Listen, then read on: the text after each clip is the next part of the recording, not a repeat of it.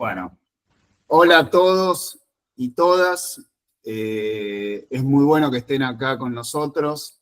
Gracias por sumarse a esta charla dentro del ciclo Charlas con Especialistas que estamos dando desde la Fundación Noemí Frida Kraut. Paréntesis, esa fue mi mamá.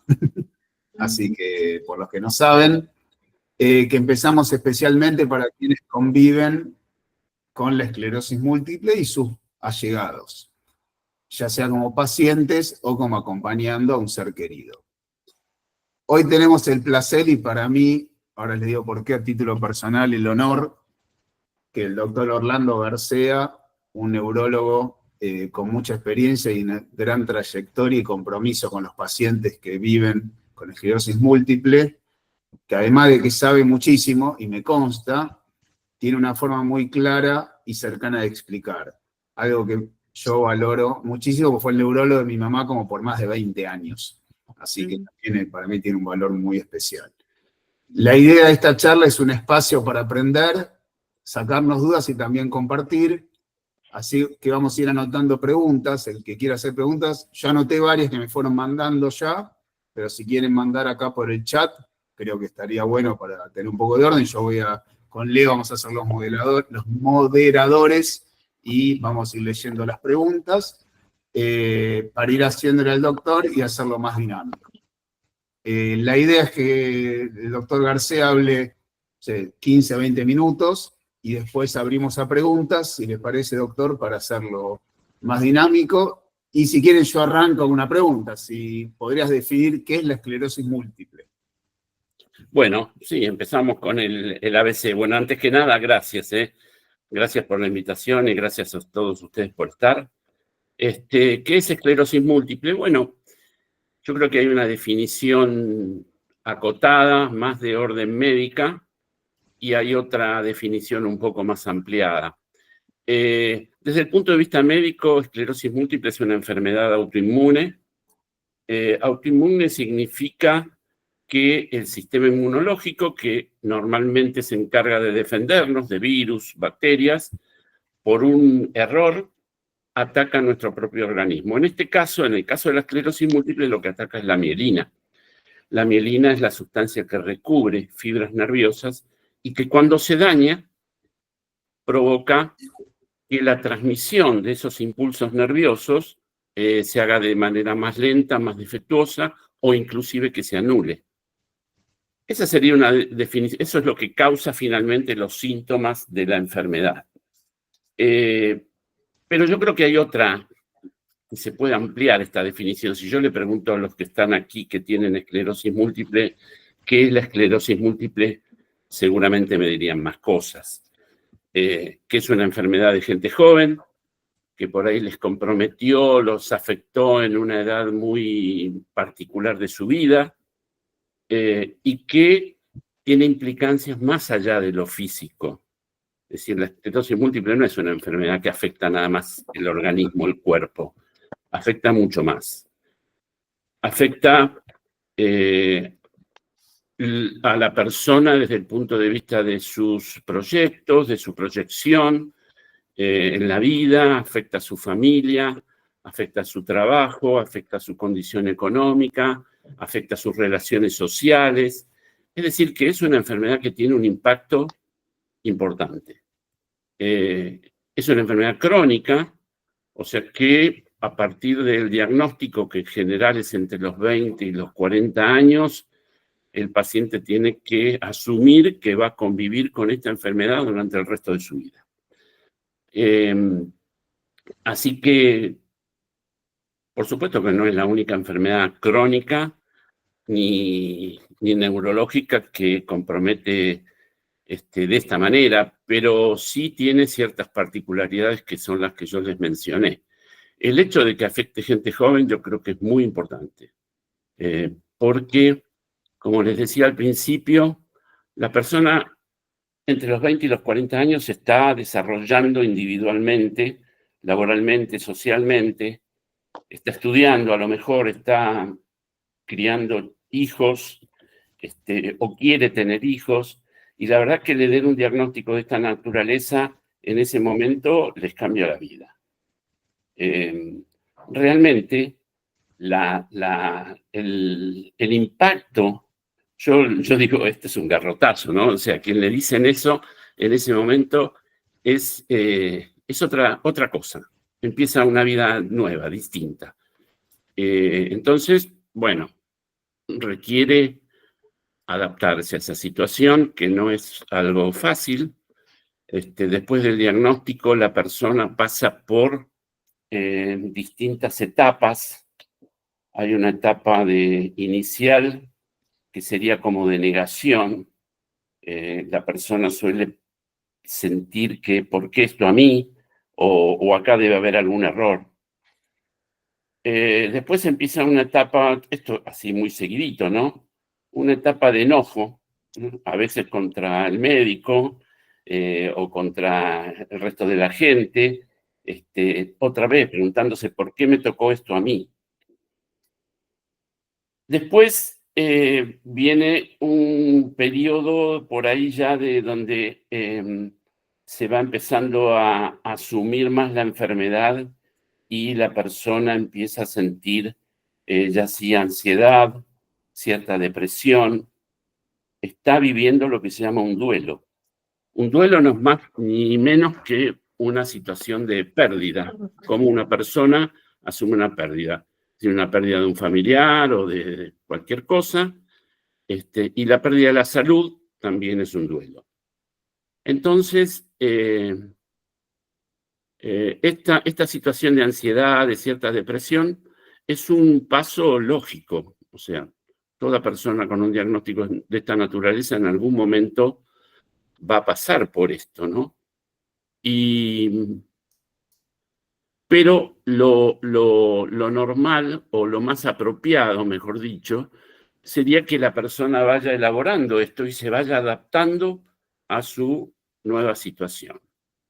Eso es el periodo de adaptación, donde después, bueno, ya convive con la esclerosis múltiple y sobrelleva la enfermedad en el largo plazo de la mejor manera que puede.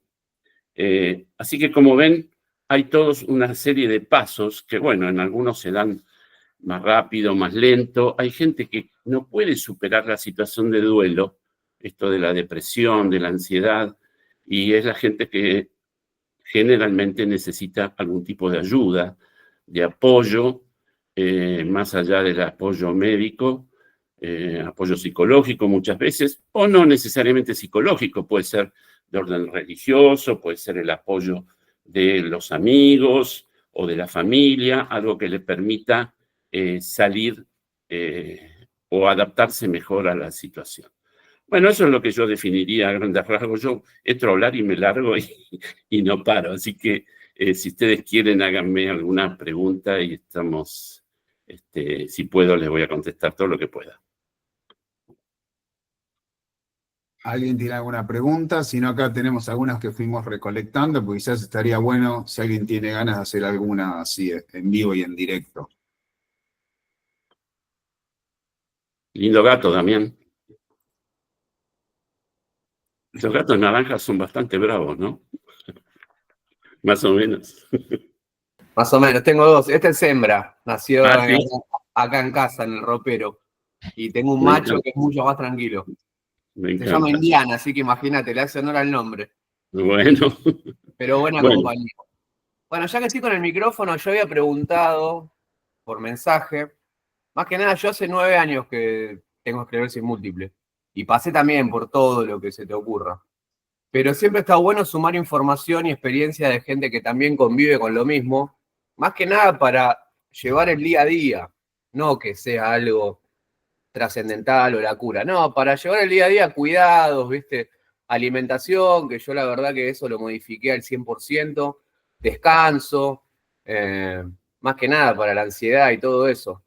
Pero mi pregunta más que nada es eso. Son tips más que preguntas de cuidado, de la diaria, vamos a decirle, ¿viste? Yo no dejé de manejar, ahora estoy manejando un poquito de nuevo.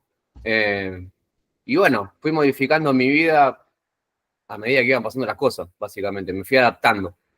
Pero bueno, los tips de experiencia de gente siempre, viste, son muy bienvenidos. Más que nada, viste, para ponerle el cuerpo. Esa sería como mi inquietud. Gracias. No, sí, yo te cuento, la esclerosis múltiple vos sabés que varía mucho de una persona a otra. Las necesidades que una persona puede tener, un paciente, pueden ser muy distintas de las que otro paciente pueda tener. Y también depende del momento que esté transitando. ¿Qué momento está transitando de la enfermedad? No es lo mismo un paciente recién diagnosticado que un paciente por ahí como vos, que ya tiene 9 años y que ya está más acomodado a esa situación y entonces por ahí las necesidades son otras. En general no hay una fórmula, no hay algo que uno diga, bueno, vos si tenés esclerosis múltiple tenés que comer esto, descansar tantas horas, no, eso no está. Lo que se recomienda es llevar una vida ordenada, fundamentalmente en cuanto a la alimentación, tratar de no aumentar de peso. Se sabe que la obesidad es un factor que incide negativamente. No fumar, el cigarrillo, el tabaquismo también puede empeorar el curso de la esclerosis múltiple, eso es conocido. Y después, en cuanto al descanso, no hay, como te decía, una regla en particular, pero sí hay pacientes que sufren fatiga. No sé si es tu caso, Damián. Si vos tenés fatiga, los que la sufren saben de qué estoy hablando, ¿no? Es una sensación muy de cansancio, muy desagradable, que en general va apareciendo o se va empeorando a lo largo del día, donde hay una disminución del rendimiento físico, la persona tiene menos energía y que bueno, eso sí, en esos casos es necesario programar descansos a lo largo del día para, yo le digo, recargar las baterías, ¿no? Si la persona está cansada, se recomienda que descanse y que recupere energía. Por supuesto, hay algunos medicamentos que también se pueden dar. Es necesario o es útil que descanse bien a la noche para tener más energía durante el día. Hay personas con EM que por ahí tienen problemas esfinterianos, tienen que levantarse 3 o 4 veces a la noche, la calidad del sueño no es buena y eso se paga durante el día. Si a eso se le suma la fatiga natural de la enfermedad, la situación se pone complicada. Así que eso, como te decía, no hay fórmulas específicas, no hay una alimentación. Ese tema de la alimentación en esclerosis múltiple fue un tema muy conversado años atrás, donde había algunos que recomendaban algunas dietas en particular, pero nada de eso pudo ser demostrado científicamente. Lo que se recomienda es una dieta equilibrada, sana, y nada más. O sea, todo lo que yo no hago. Ahí, doctor, si me permite, le voy a consultar a Damián si le interesa. Nosotros de la Fundación tenemos 2 grupos de WhatsApp, uno de pacientes y uno de entorno cercano. Si alguna, y a veces sirve para eso justamente, Damián, que se arme interacción entre distintas personas que transitan las experiencias similares, y si bien, como dijo el doctor García, cada caso es único, algunas similitudes se van dando, digamos, en alguna medida, por lo menos experiencia. Así que si después al que le interesa me aviso y le paso, si quieren, el link, viste, para sumarte al grupo. Soy medio básico con la tecnología, pero si te interesa te paso. Dale. Ese, viste, que creo que tocas y te sumás. Fácil. Creo, así que ahí, nada, si a alguno más le interesa, me avisa. Así que nada, era esa, perdón la interrupción. Gracias. Doctor García.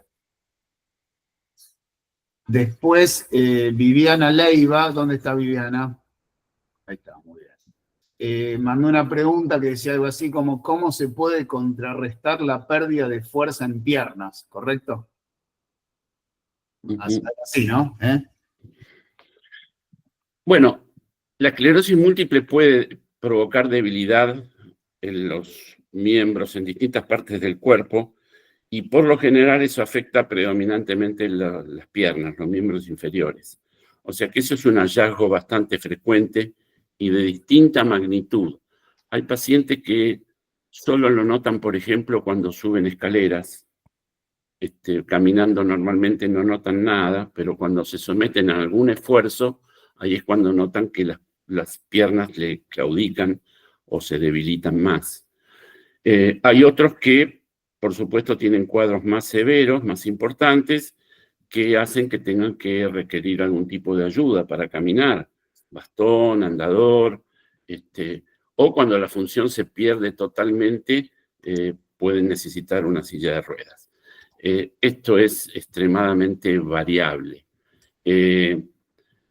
Lo que recomendamos en eso, digamos, no hay tanto situación de medicamento. Los pacientes siempre quieren la pastillita que les solucione el problema y eso no siempre está disponible. Pero la debilidad en miembros inferiores debería tratarse fundamentalmente con una rehabilitación. Cuando eso ya está instalado y es una situación permanente, bueno, es necesario que, estoy hablando cuando estamos fuera de lo que es un brote, una recaída, el paciente debe acudir a un kinesiólogo y hacer un plan de rehabilitación y tratar de reforzar las funciones que se han deteriorado y los grupos musculares que no están funcionando adecuadamente. En algunas situaciones, cuando hay alguna dificultad para caminar, perdón, usamos alguna medicación. Hay una medicación que se llama fanpridina, que se utiliza para tratar que el paciente trabaje, camine mejor, más rápido. Actúa también contra la fatiga y aumenta un poquito la fuerza muscular. Esto no funciona en todos los pacientes, pero más o menos en la mitad de los pacientes da algún resultado. Entonces, cuando hay alguna dificultad para caminar que es más o menos ostensible y que interfiere con la actividad diaria de la persona, se puede usar este medicamento y ya te digo, pueden mejorar en alguna medida. Quizás vuelvo a meterme porque me meto. Quizás Leo puede comentar, si tenés ganas, Leo, de tu experiencia con el tema piernas y fatiga, que creo que te aplican las dos, aunque sea brevemente, que creo que puede ser útil. Estás silenciado. Yo te ¿Ahí me sigo. escuchás? Sí. Yo tengo hace 19 años esclerosis múltiple, que está en secundaria desde el 2013. Y bueno, las piernas, como decía el doctor, me afectan bastante. Yo encontré, haciendo mucha actividad física, esforzarme y tratar de mejorar. Yo tengo fatiga crónica 400 metros. Y bueno, a partir de estar en un estado de depresión muy grande, vi una película en Netflix que se llama 100 metros, que la verdad que cuando la vi me cambió la vida. La historia real de una persona que se llama Damián Arroyo. Ramón Arroyo, perdón, Damián Provost. Ramón Arroyo desde España. Él tuvo esclerosis múltiple, bueno, se le complicó un montón y le diagnosticaron que iba a poder caminar 100 metros. Ante esa situación, él se decide a salir adelante y correr un Ironman. Un Ironman es la prueba de triatlón más extrema que hay en el mundo, digamos. Y bueno, nunca había corrido nada. Entonces, bueno, se entrena un tiempo, un par de años, y hasta que la logra correr. Y dije, bueno, si este tipo puedo hacer eso, yo puedo tratar de esforzarme un poco más todos los días. Y bueno, empecé por Palermo. Primero caminaba 400 metros con bastón, yo uso bastón, como decía el doctor, como soporte. Y bueno, pero de repente pude ir sumando un poco más hasta que terminé más o menos 2 meses después, haciendo 2 vueltas al lago, que son 4 kilómetros. Y actualmente llegué a hacer hasta 10 kilómetros. Después tuve otras complicaciones y bueno, ahora bajé un poco, pero estoy entre 4 a 5 kilómetros que lo hago. Tengo la fatiga, la siento, hago pilates, voy al gimnasio, todo me cuesta, me caigo todo el tiempo, pero bueno, sigo adelante. Nada, qué sé yo creo que la actividad física ayuda un montón. Y si uno tiene una dificultad con las piernas, yo tengo, por ejemplo, la pierna derecha, cuando estoy muy cansado, me empiezo a arrastrar, tengo gastado toda la puntera de las zapatillas y a veces me tropiezo, pero bueno, me levanto y sigo. Pues ya viste, a veces me he fracturado, me golpeo, me sangra alguna cosa y bueno, trato de seguir adelante. Soy medio cabezón. No sé si está bien, por ahí el doctor me dice, no, es una locura lo que está haciendo, qué sé yo hago lo mejor que puedo, digamos, esa es mi experiencia. Yo le diría que traten de cambiar su alimentación. Yo hace 12 años que no tomo alcohol, bueno, no fumo hace un montón, cambié mucho mi alimentación, como de todo bien, pero bueno, trato de cuidar el sobrepeso, como bien decía el doctor recién, es importante y bueno, también sumé mucha actividad física, así que eso me ayuda mucho. Gracias. Perdón si me extendí mucho. No, está muy bien. Dale, Orlando. No, yo sí lo que recomiendo en relación a la fatiga es asumir la rehabilitación no como un entrenamiento. Es decir, entrenamiento hacen los deportistas. En esto se trata de rehabilitar. Entonces, no encarar una actividad física hasta el agotamiento, eso no sirve. Es decir, cuando aparece la fatiga hay que descansar y después retomar otra vez la actividad. Porque muchas veces los pacientes se plantean objetivos que son demasiado ambiciosos. Y cuando no se logra ese objetivo, aparece la frustración.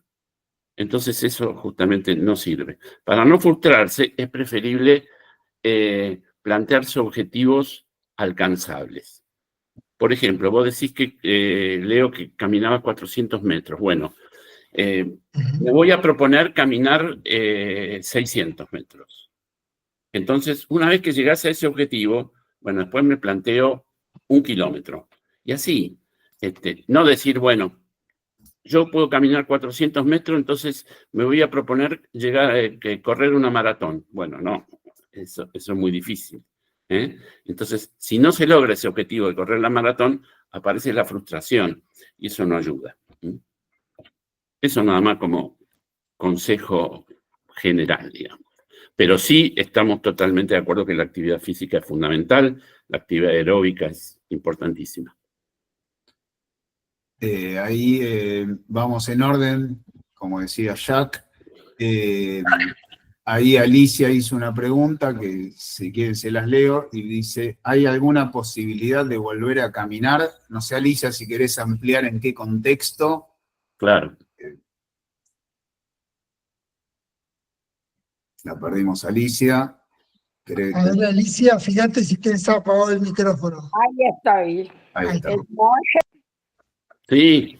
Bueno, yo le quería comentar al doctor que yo hace más de 30 años, tengo 80, que estoy con la enfermedad, quizás más porque no me había dado cuenta. Seguramente. Yo era amiga de Leonor Gold de la infancia, entonces ella es la primera que me mandó cuando estaba en la duda. Simplemente como anécdota le comento esto. Yo no estoy caminando. La decisión que tomé es quedarme en la cama. Yo enseño guitarra, uso las manos para tejer y al no poder caminar, y es tanto el esfuerzo de levantarme cada vez, no por abandono, porque yo estoy con mucho trabajo interno, pero sí tomé la decisión de no levantarme, es decir, de quedarme en la cama y asumir esto lo mejor que puedo. Ahora, aparte de todo esto, ¿existe alguna posibilidad? Porque yo hago kinesiología 3 veces por semana, no soy tan voluntariosa como Leo, y estoy tratando de adelgazar, lo cual estoy logrando lentamente. Pero hay casos de que se vuelva a caminar, doctor, ya que tengo el lujo de tenerlo aquí, quiero preguntarle eso. Gracias. La verdad es que no me gusta aventurar cosas que no tienen una base médica y científica. Me encantaría decirte que sí, pero la verdad es que es muy difícil que eso pueda ocurrir. Si vos llevas muchos años sin caminar, no solo está el problema de la enfermedad, sino de la pérdida de la función de los miembros inferiores, lleva una atrofia muscular, lleva una debilidad de los huesos, o sea, se van agregando otras cosas que hacen que recuperar la función de la marcha sea cada vez más lejana, más difícil. Como así, tipo hablando ciencia ficción, te diría que hay algunos equipos que logran que la persona se pueda parar con el adecuado soporte, ¿no? Es como una silla de ruedas, pero que permite que se pare. Hay otras cosas, he leído también de que hay dispositivos que se implantan en la médula y que permitirían ejercer, digamos, dar pasos.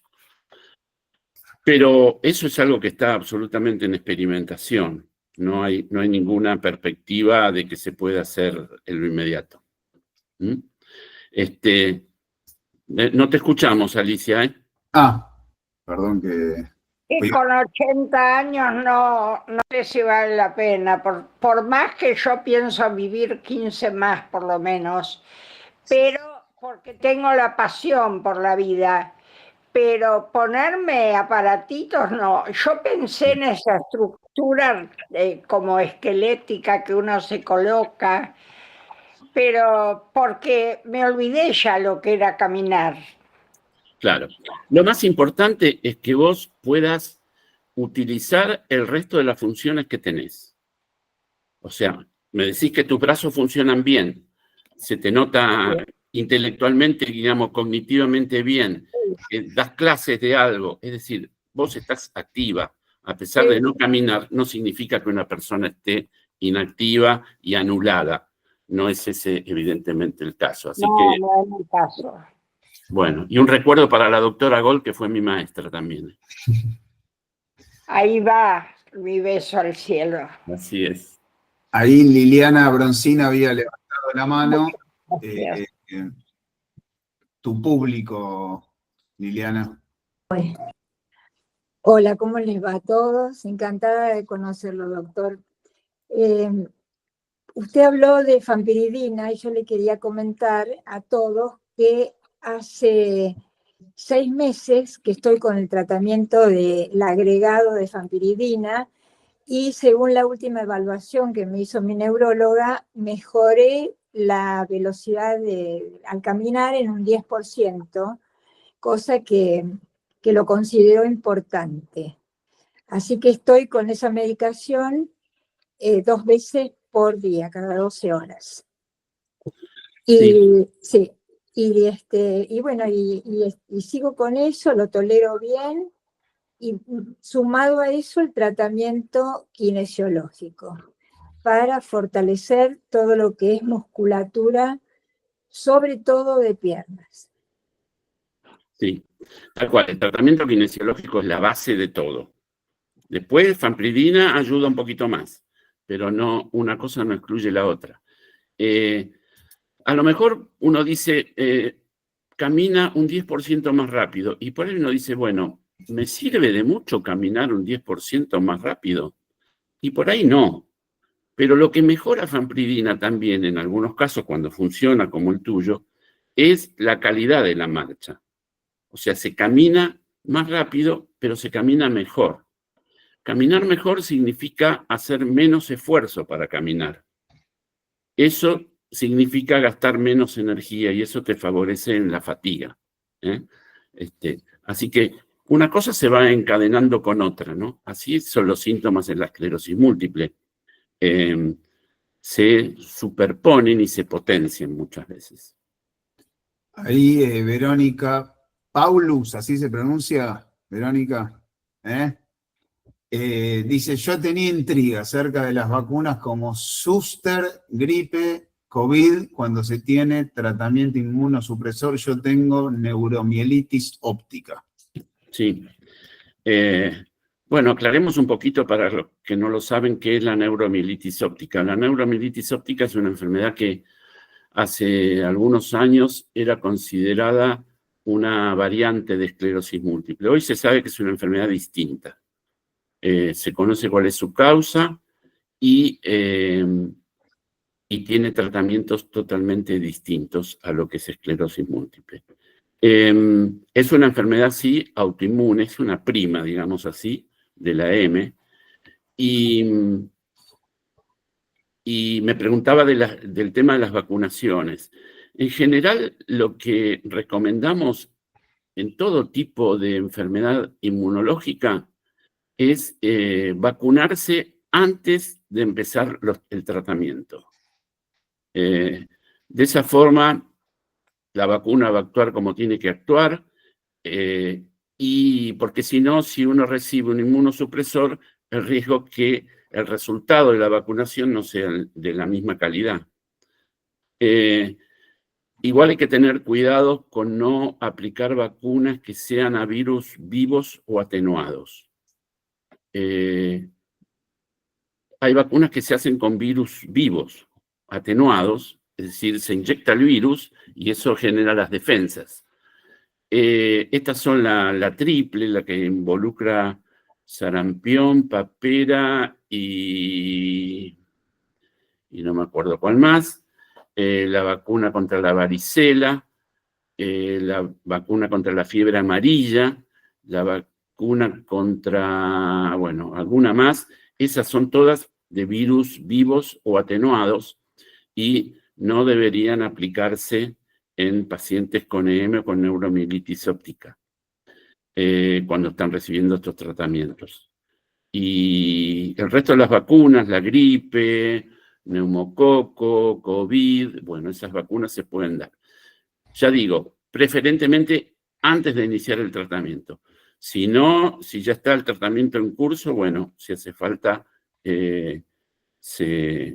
aplicarlas, se las aplica. Gracias. Después también nos consultaron. Muchas gracias, doctor, muchas gracias. Bueno. También, doctor García, nos consultaban qué síntomas iniciales suelen ser los más comunes de EM y cómo se pueden distinguir de otros problemas neurológicos. Los síntomas de la esclerosis múltiple puede comenzar con distintos síntomas. A veces los síntomas son muy sutiles, sobre todo al comienzo de la enfermedad. Por ahí algún hormigueo que aparece en las piernas durante unos días y se va, algún problema visual impreciso que también pasa un poco desapercibido, en fin, distintas cosas que son menores y que a veces ni siquiera justifican que el paciente consulte.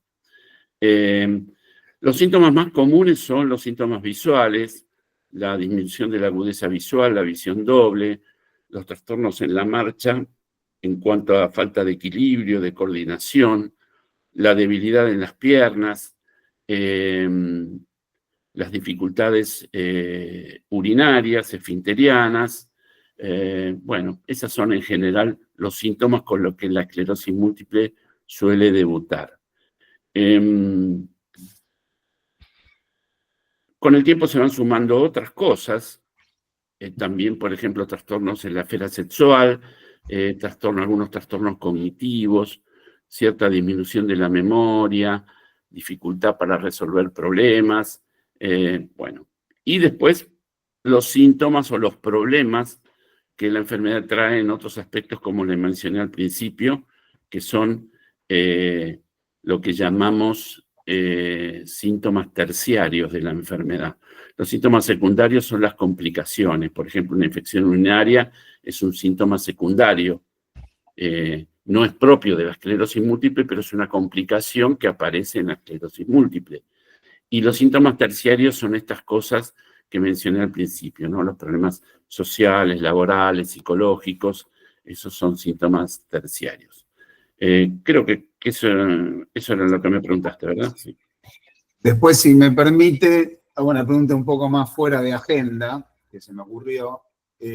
Si hay algo que le haya enseñado a algún paciente que recuerde especialmente, si tuviera, ¿no? Luego pensar un poco, lo saco del cassette. Sí. Bueno, la verdad es que de los pacientes aprendí un montón de cosas. Todo casi.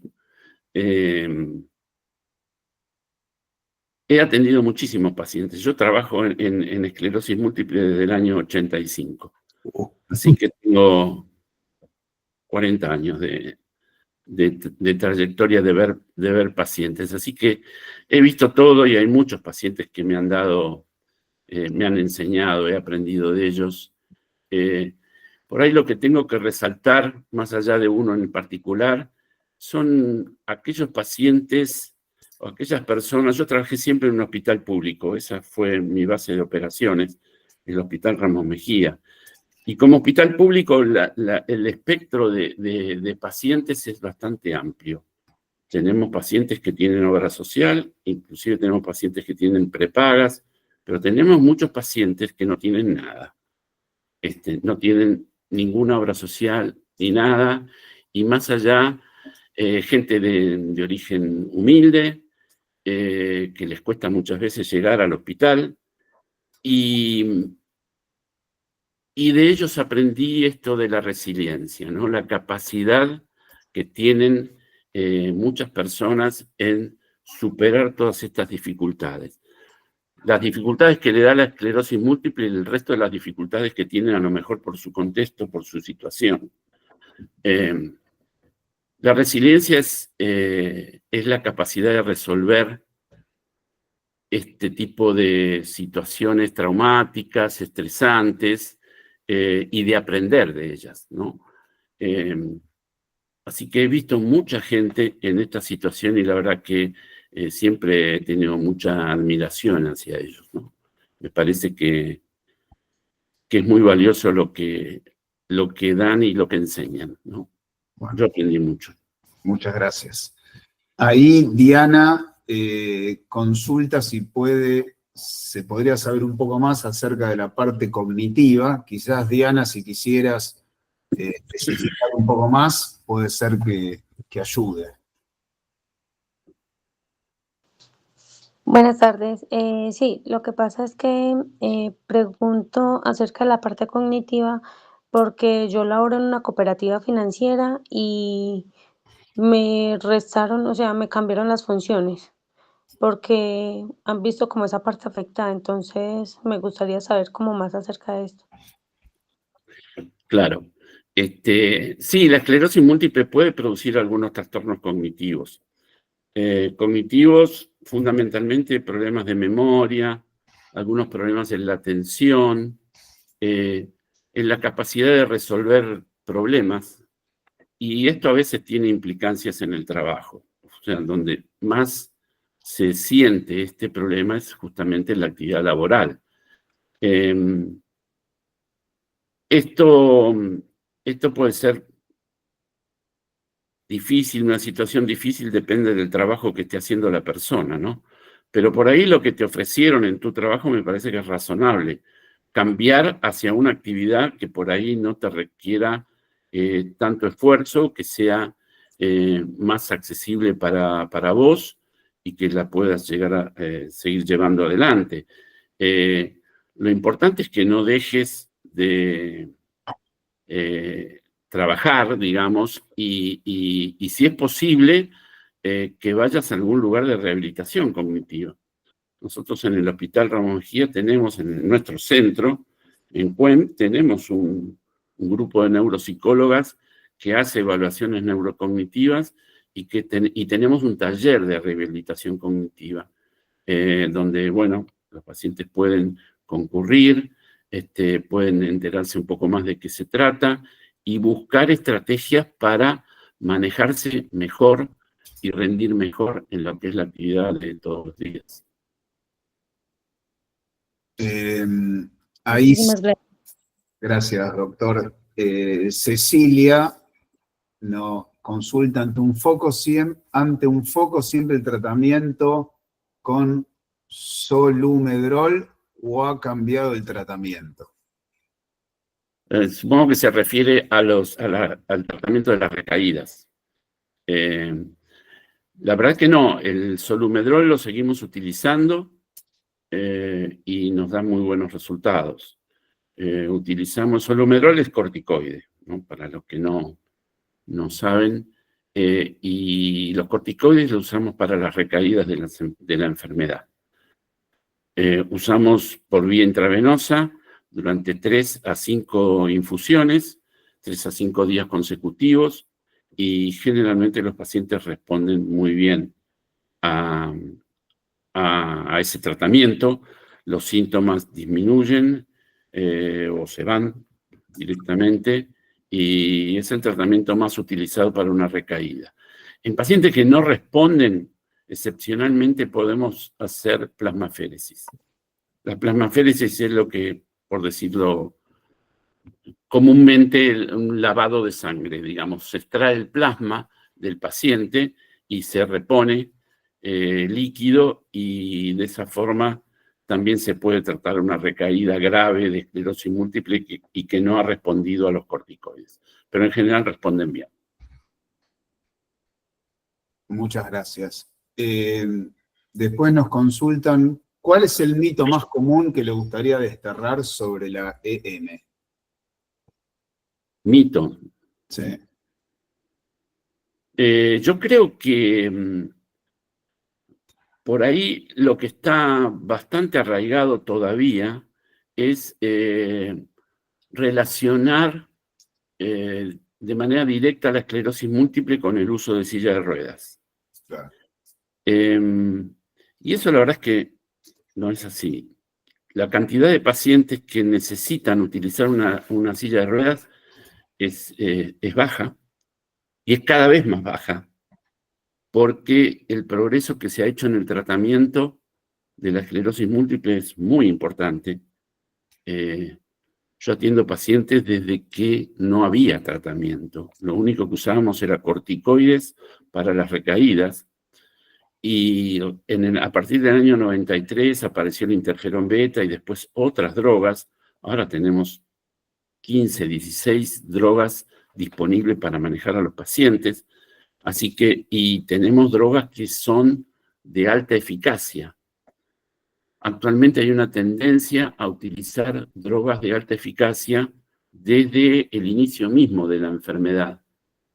No esperar que la enfermedad empeore para utilizar tratamientos más agresivos.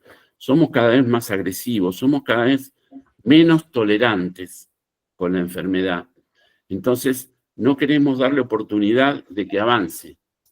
Entonces, usamos tratamientos de alta eficacia.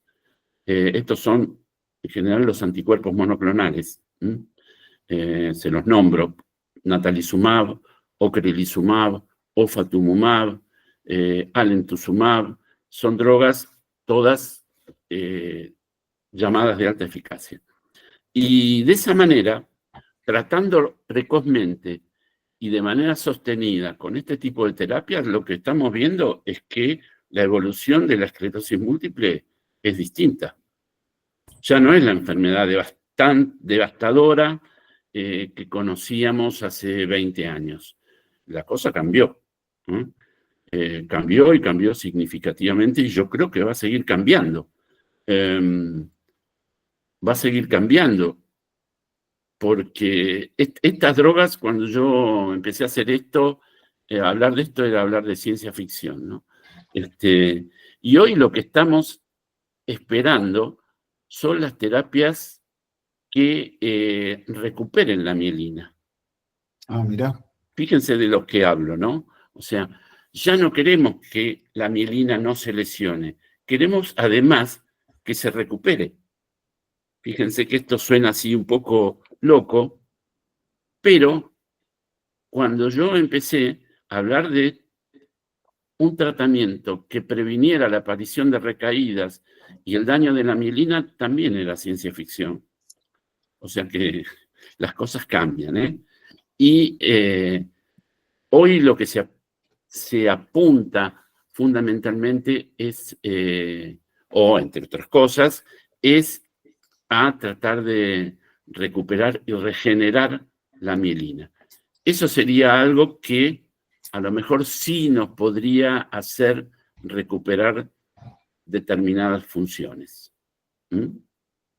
Hablando de tratamientos, le quería preguntar cuáles son, pero estoy buscando, ¿qué diferencia entre los tratamientos modificadores de la enfermedad y los tratamientos sintomáticos? Claro. A ver, el tratamiento de la esclerosis múltiple tiene 4 patas. Una es los corticoides que se usan para las recaídas, como lo hablé recién. Otros son los tratamientos modificadores de la enfermedad. Son los tratamientos para evitar que la enfermedad avance, ¿eh? Que el paciente no tenga recaídas, que no progrese su discapacidad, que no tenga más lesiones en la resonancia magnética. Hay otro tratamiento que es el tratamiento sintomático. Por ejemplo, fampiridina, que hablamos hace un ratito, es un tratamiento sintomático.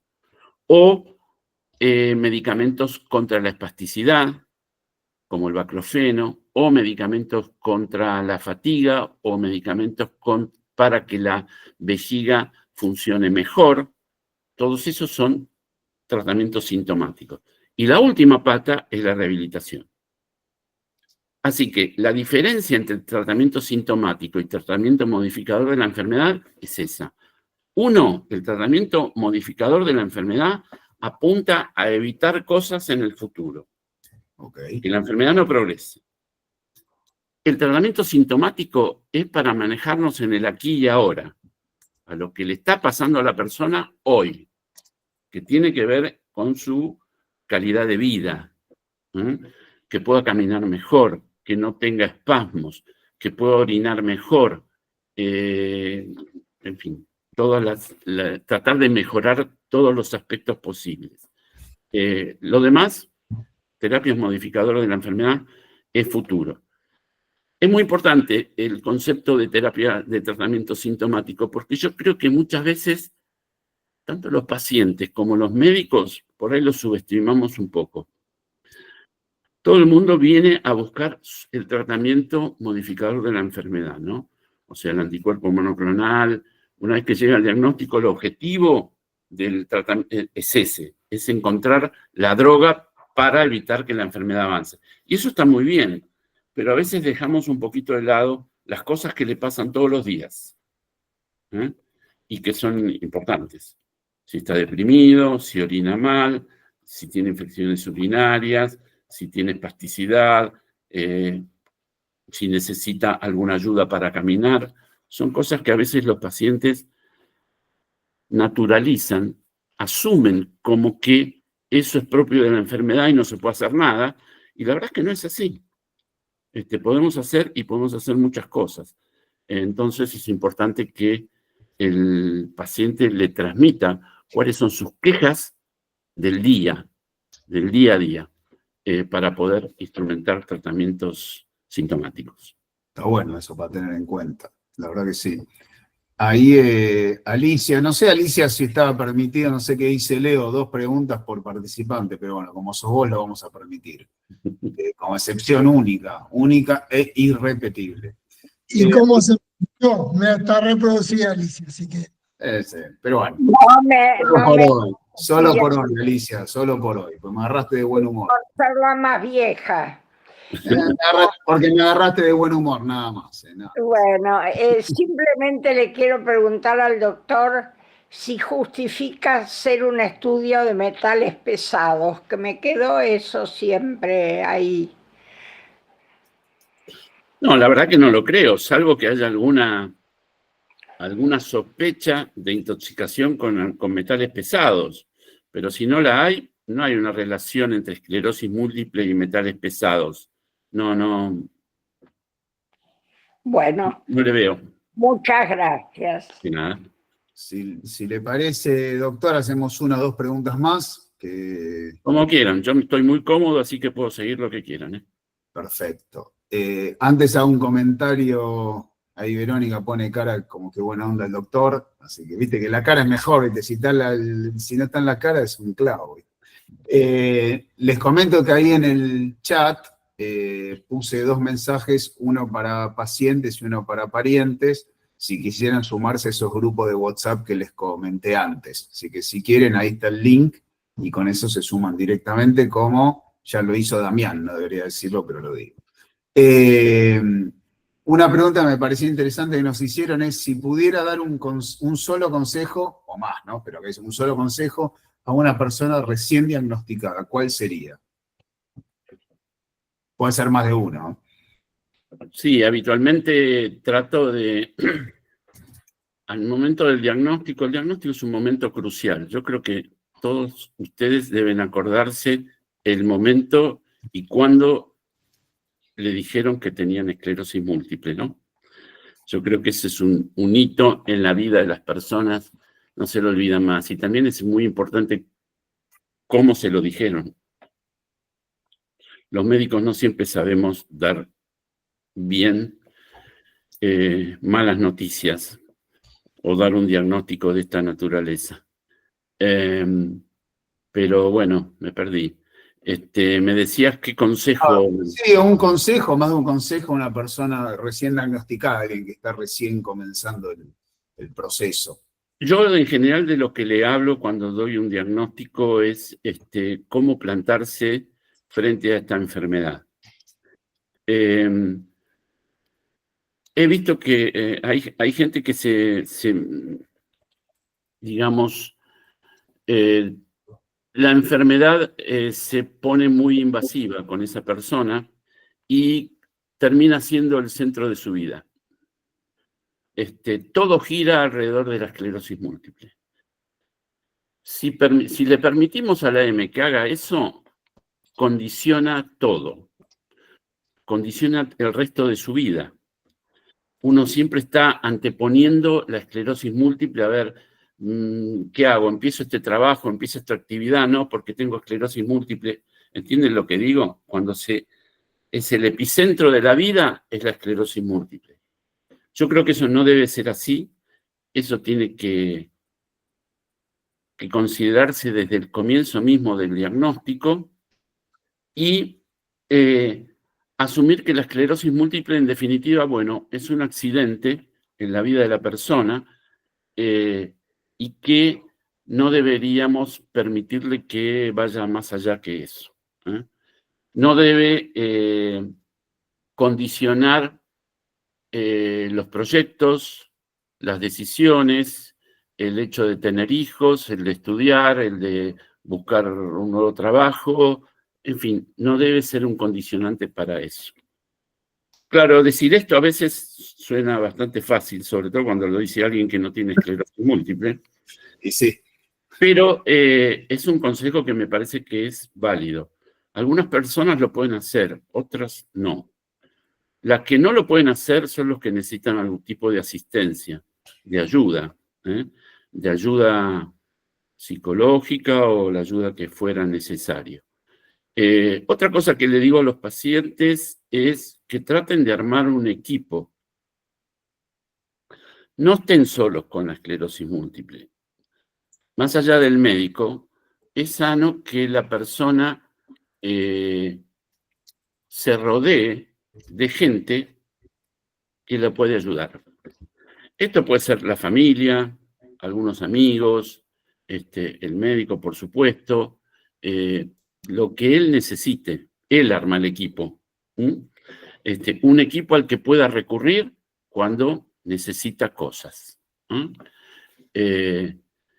Y como esta enfermedad, lamentablemente, cada tanto aparece alguna nueva crisis, que generalmente tiene que ver con alguna nueva recaída o algún empeoramiento, Y entonces, como que reiteradamente o cada tanto aparece alguna crisis y el paciente puede necesitar alguna ayuda más allá de lo médico.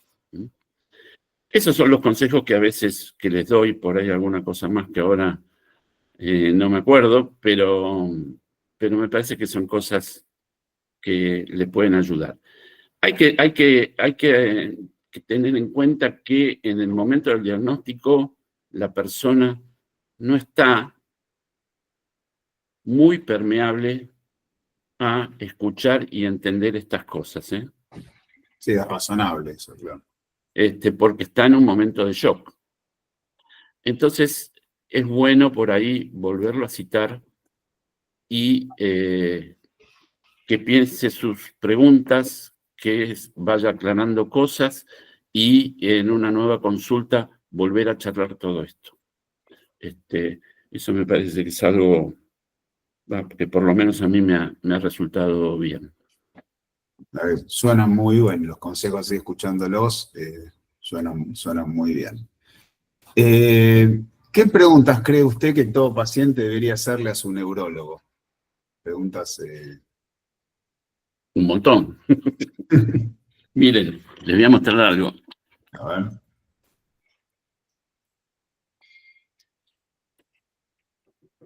¿Lo leen? Este es un libro que hicimos hace como 15 años con Jorge Correale. Vivir con esclerosis múltiple.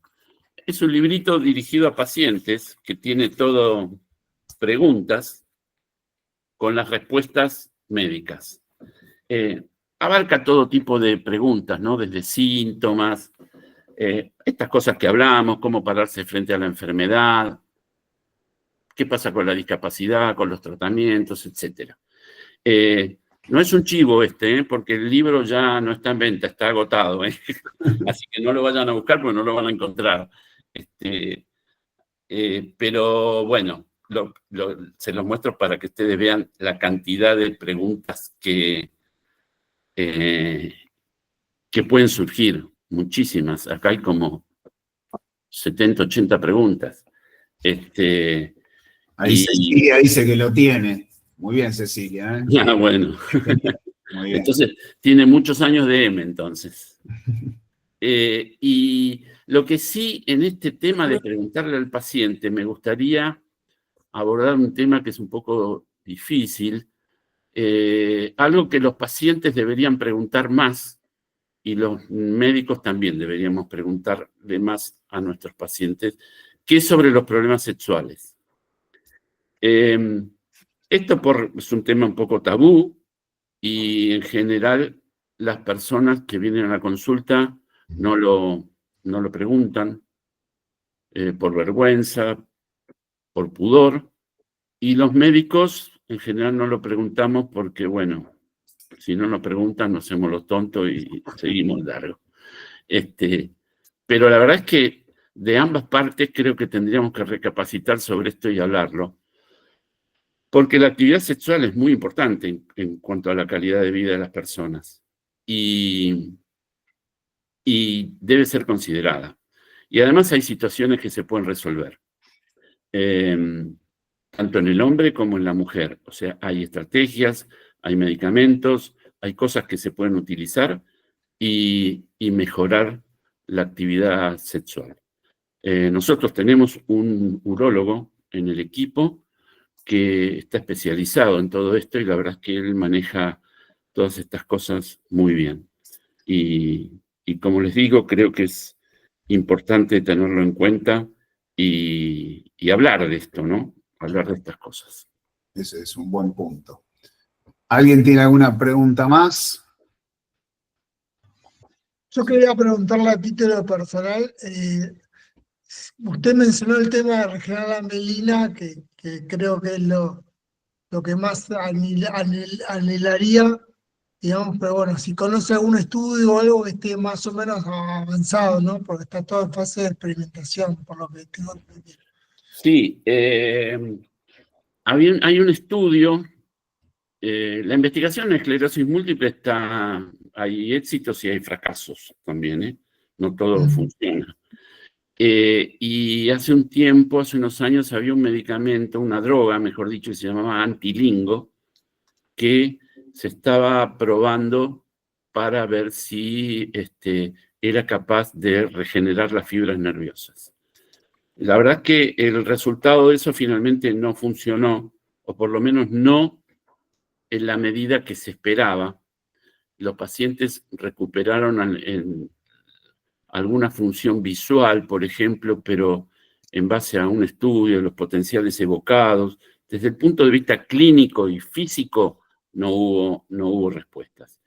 Y actualmente sigue habiendo alguna droga, que la verdad es que no me acuerdo el nombre ahora, honestamente, pero sigue habiendo investigación en ese sentido. No es algo que uno pueda esperar resultados rápidos. O sea, la investigación en medicina lleva años. Por ejemplo, para que una droga, desde que se inventa, digamos, hasta que se empieza a vender, pueden pasar 10 años. Porque son distintas fases de investigación. Primero en animales, después se ve la tolerancia, se busca la dosis, después vienen los estudios de fase 3, que son los que se hacen en pacientes, y después recién si las autoridades de salud lo aprueban, el medicamento pasa a la venta. Así que eso lleva bastante tiempo. Investigar estas cosas lleva tiempo. Muchas gracias. Muchas gracias. Ahí se sumó Maxi, que está con horario norteamericano, parece. ¿Qué hace Maxi? No me quemé. Después de lo que se está quemando Boca, ya estamos incinerados, así que. Sí, Seguro de Boca. tal cual. El Club Atlético casi, así que ya estamos incinerados. ¿Todo bien, Maxi? Sí, todo tranquilo. Gracias, Che, por sumarte. Hago un par de preguntas. ¿Tenés alguna pregunta, Maxi? No. Bueno. Para que busco acá, no te es tan fácil. Espero que la encuentro. Otra cosa que me han consultado es qué importancia tiene el rol del paciente en las decisiones de tratamiento.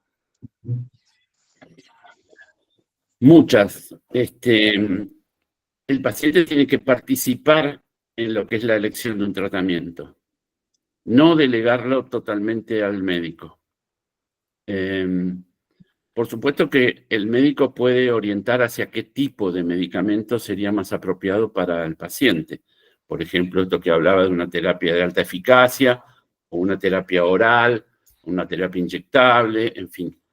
Pero esto hay que transmitírselo al paciente, cuáles son las opciones, y el paciente también tiene que opinar en qué cree que sería más conveniente para él, de acuerdo a su estilo de vida, de acuerdo a si quiere inyecciones o no.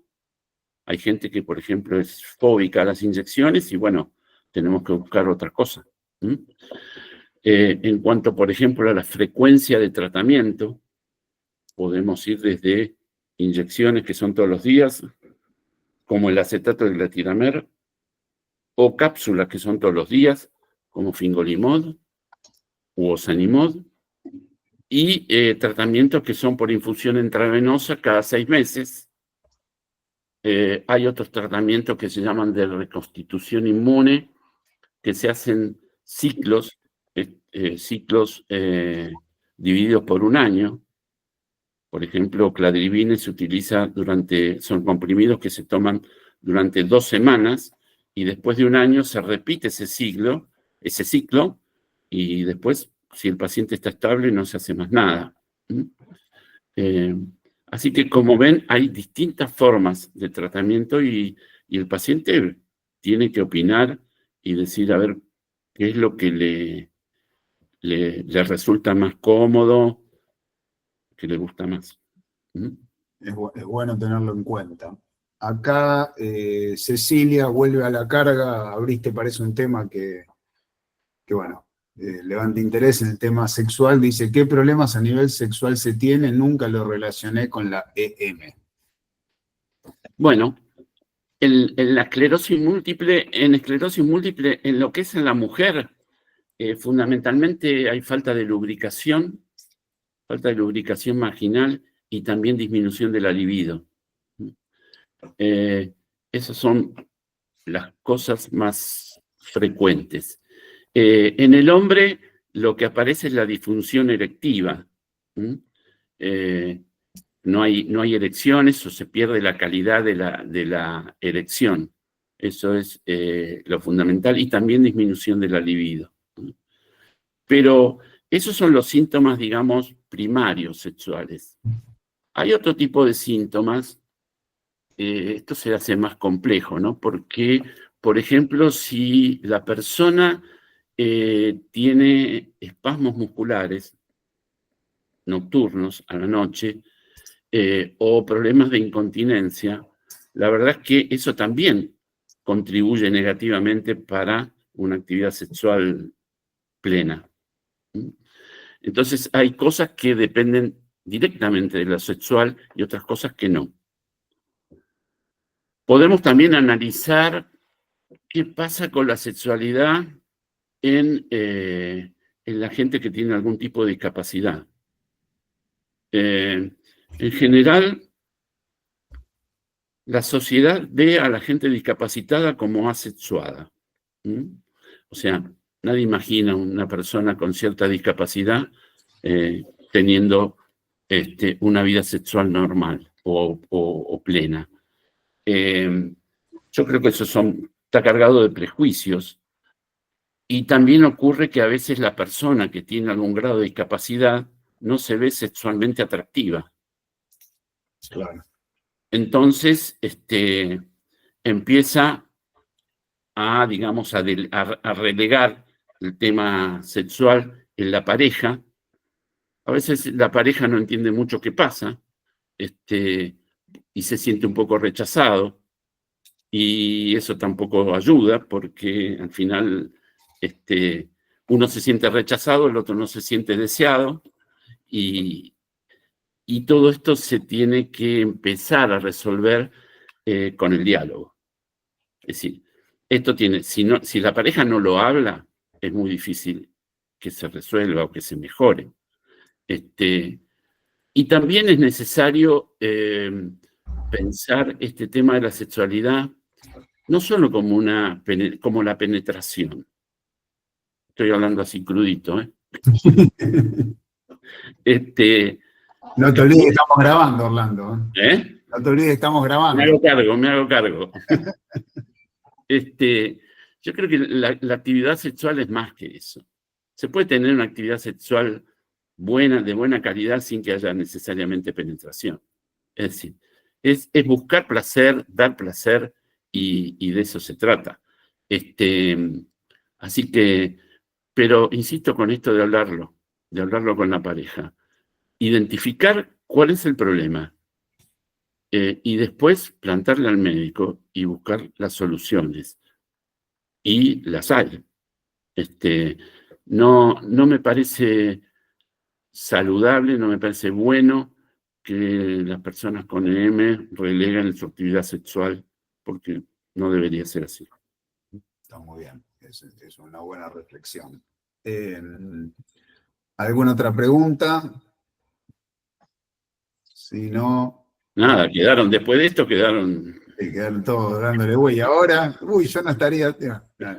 Yo no soy tan valiente como vos, así que no. Como veo ahí el cosito rojo que graba, me estoy autocensurando. Aparte, creo que está mi esposa en la videollamada, así que doblemente censura. Si quieren, hago la última pregunta que tengo acá en agenda, que es, ¿qué avances recientes en investigación le parecen más prometedores? Bueno, hay una nueva droga que se llama ublituximab, que se conocieron los resultados de los estudios hace poco, y seguramente va a ser una droga más que se va a sumar. Es del tipo, por hacérselo fácil, del ofatumumab y el ocrelizumab. Nosotros lo llamamos anti-CD20. Es una droga que actúa sobre los linfocitos B. Los linfocitos B son un tipo de glóbulos blancos que intervienen en el mecanismo de desarrollo de la esclerosis múltiple.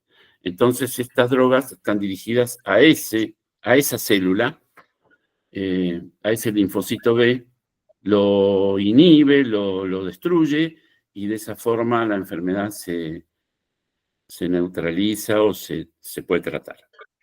Esa es una droga. Otra droga que estaba en investigación y de la que teníamos bastante expectativa son los inhibidores de la BTK. Todos estos son nombres raros, discúlpenme, pero son así. La BTK es la tirosinquinasa de Bruton.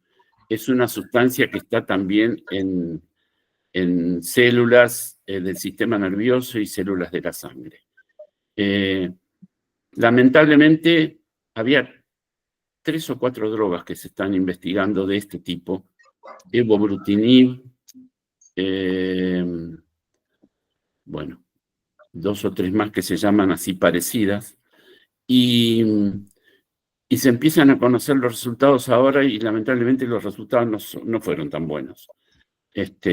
Así que estamos un poco decepcionados por eso. Parece tener alguna función en los pacientes con forma secundaria progresiva, en disminuir la progresión de la discapacidad, pero bueno, necesitamos conocer un poco más los datos y ver esta droga dónde si se puede ubicar en algún lugar de lo que es el espectro de tratamiento de la M. Y después hay otras drogas que están en investigación, pero bueno, me parece que esas 2 son las más relevantes. Está muy bien. Bueno, muchas gracias. Yo ya me quedé sin preguntas, doctor García, ya Bueno, quedé sin stock y para Bueno, muchas gracias por su claridad, por hablar del corazón, muy importante para los pacientes. bueno, yo ando medio sordo, no escuché un aplauso para el doctor, me parece que se lo bueno, merece. muchas gracias. Voy a silenciar a todos, así lo escucho. Uy, no, quiero desilenciar, perdón. Ay, abuelito. Ay. Ahora sí. Muchas gracias. Muchas gracias, doctor Gastón. Muchas gracias, doctor. Gracias. Muchas gracias, perdón. ¿Puedo decir algo? Uy, se picó el chat. ¿Puedo? Sí, sí. Yo quiero agradecerles porque me enteré de esta charla y me inscribí, me pasaron el link. Yo no tengo esclerosis múltiple, lo conozco al doctor, pero a mí me sirve, yo me estoy informando acerca de la enfermedad que tengo, que es neuromielitis óptica. Así que yo agradezco enormemente esta oportunidad de enseñar y yo poder aprender para mi nuevo estilo de vida que voy a tener de acá en adelante. Así que para mí es muy importante este espacio para poder llevar una buena vida con esto que tengo. Muchas gracias. Muchas gracias, doctor. Muchas gracias. Muchas gracias. Gracias. Orlando, gracias y gracias a todos por participar. Gracias, doctor.